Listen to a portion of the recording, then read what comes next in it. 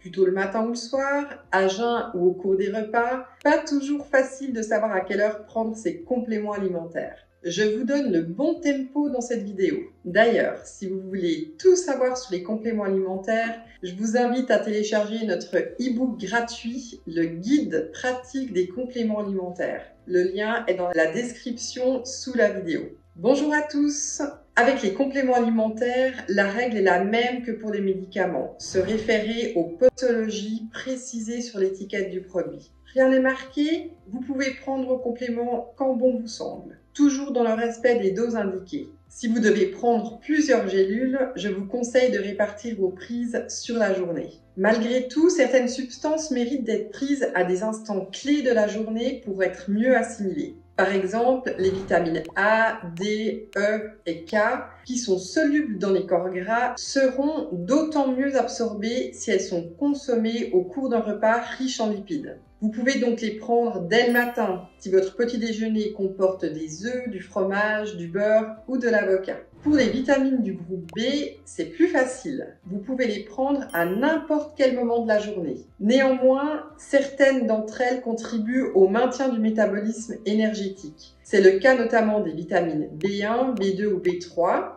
D'autres participent également à la réduction de la fatigue, comme les vitamines B6, B9 et B12. Autant de bonnes raisons de les prendre dès le matin pour démarrer la journée sur les chapeaux de roue.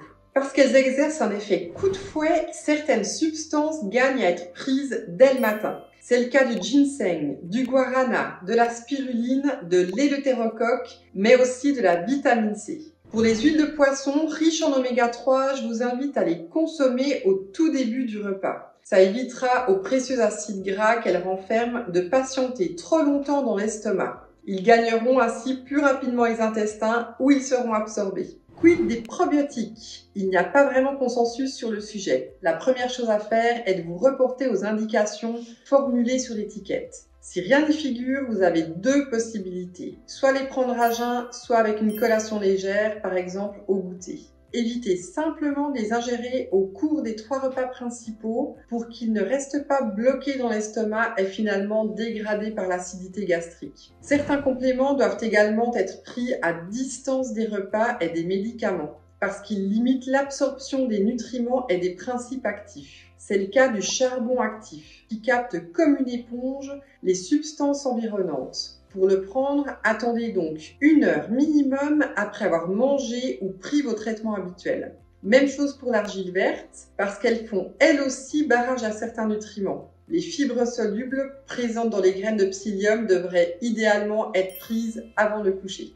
Il existe aussi une compétition entre certains minéraux au niveau intestinal qui rend leur assimilation simultanée impossible. Par exemple, le zinc peut compromettre l'absorption du fer, du cuivre, du calcium et du magnésium. De fait, si vous suivez plusieurs supplémentations en minéraux en même temps, espacez vos prises respectives de 2 heures et éloignez-les des repas. Juste avant le coucher, c'est évidemment le meilleur moment pour prendre tous les compléments liés au sommeil. Pour la mélatonine, comptez idéalement entre 30 minutes et 1 heure avant d'aller au lit. Merci d'avoir regardé la vidéo. Si vous avez apprécié, n'oubliez pas de laisser un like ou un commentaire et de vous abonner à la chaîne. À tout bientôt!